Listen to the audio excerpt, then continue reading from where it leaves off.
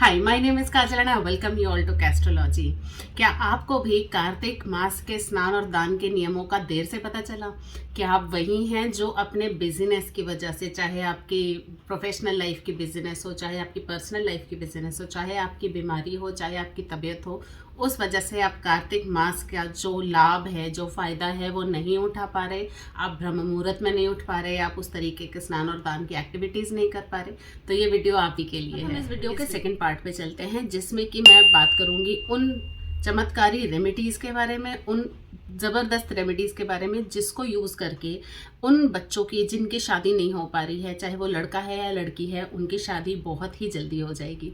तो first remedy बताऊंगी लड़कियों के लिए। वो क्या करेंगी, जिस दिन तुलसी विवाह होता है उस दिन उन्हें तुलसी माता का श्रृंगार करना है। उन्हें बहुत सुंदर वस्त्र पहनाने हैं। वस्त्र से मेरा मतलब है कि बहुत सुंदर उन्हें चुन्नी उड़ानी है, उन्हें श्रृंगार के सामान देने हैं। अपने घर से भी आप जैसे हम दहेज देते हैं वैसे ही आप तुलसी माता के साथ कुछ ना कुछ सामान ज़रूर दीजिए और उन्हें मंदिर में आप दान करके आइए। अगर आप दान नहीं कर सकते हैं तो एटलीस्ट उनको एक जगह से उठाकर दूसरी जगह अपने घर में उनकी जगह बदल दीजिए।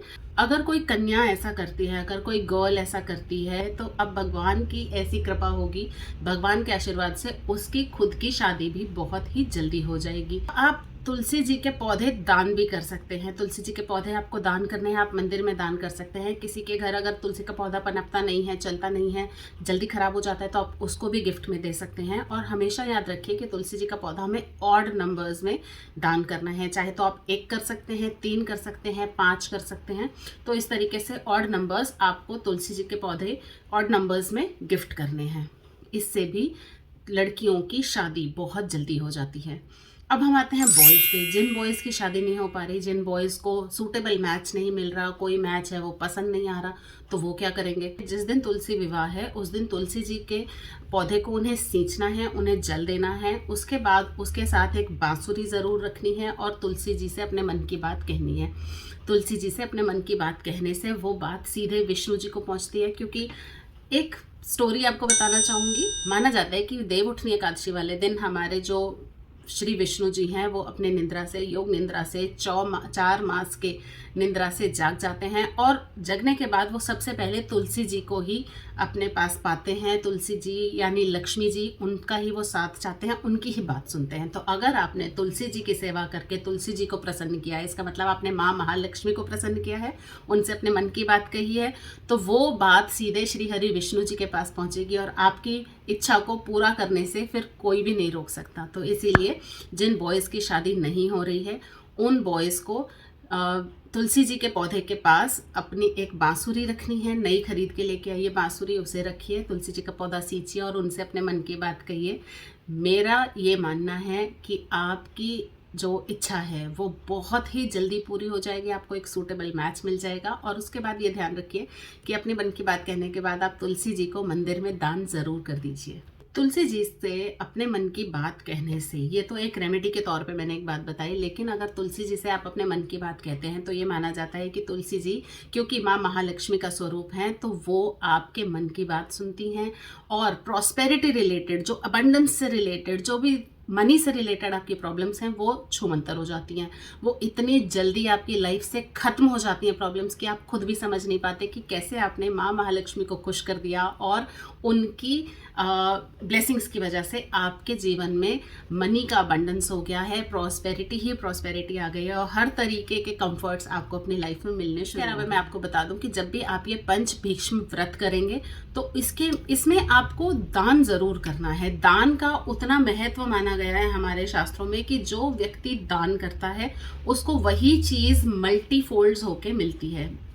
अगर और एक और इम्पॉर्टेंट फैक्ट, अगर मैं लॉजिकली भी सोचूं तो दान वही बंदा कर सकता है, दान वही व्यक्ति कर सकता है जो कि इस लायक हो। भगवान ने अगर आपको 100 रुपये दिए हैं तो आप उसमें से 10 रुपये खर्च कर सकते हैं, लेकिन अगर किसी को मिल ही 10 रुपये रहे हैं उसमें से वो क्या दान करें। हालांकि मैंने ऐसे लोग भी देखे हैं जिनके पास 10 रुपये है, वो उसमें से भी 1 रुपया खर्च करते हैं, डोनेट करते हैं। तो आपको हमेशा ऐसी पर्सनैलिटी अपने मन में बनानी चाहिए अपनी कि मैं डोनेट करता हूँ, मैं डोनेशंस हमेशा करता हूँ। तो एक परसेंटेज आप अपनी फिक्स कर सकते हैं अपनी कमाई में से, अपनी अर्निंग्स में से, कि इतना परसेंट तो मैं हमेशा भगवान जी के लिए निकालता ही हूँ, इतना परसेंटेज तो मैं हमेशा डोनेट करता ही हूँ। और वो जो डोनेट आप कर रहे हैं, आप मेरी बात लिख के रख लीजिए कि जितना भी आप डोनेट करते हैं उसका मल्टी टाइम्स आपको मिलता है। अब वो टाइम्स कितना हो सकता है वो डिपेंड करता है कि आपका खुद का लाइफस्टाइल और अपना बिलीफ सिस्टम कैसा है, आप कितना मैनिफेस्ट करते हैं और आप कितने काइंड हैं। तो आप डोनेट ज़रूर कीजिए। इन 5 दिनों में डोनेट करने की, कोई भी चीज़ डोनेट कर सकते हैं। कार्तिक मास में हम लोग सबसे ज़्यादा बात करते हैं डोनेट की, कि आप चावलों का दान करें, आप तिल का दान करें, आप कच्ची खिचड़ी का दान करें, आप पकी हुई खिचड़ी का भी दान कर सकते हैं, आप ब्राह्मण को भोजन करा सकते हैं, आप गर्म कपड़ों का दान कर सकते हैं। तो दान करने की कोई लिमिट नहीं है, दान करने के लिए कोई स्पेशल चीज़ नहीं है।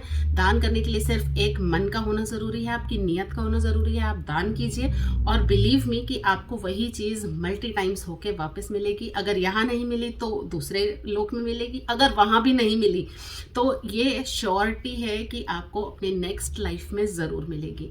तो ये बात आप ज़रूर ध्यान रखिए और इसको मानकर दान ज़रूर। एक और इम्पॉर्टेंट फैक्टर ये है कि कई बार हम लेडीज़ जब पूजा करती हैं तो साल भर में 365 डेज होते हैं और हम 365 डेज पूरा प्रॉपर पूजा नहीं करते हैं। बहुत सारे दिन ऐसे होते हैं जिसमें या तो हमें कोई इंपॉर्टेंट काम आ जाता है, या फिर हमें कहीं बाहर जाना होता है, या फिर हम पीरियड्स की वजह से पूजा नहीं कर पाते।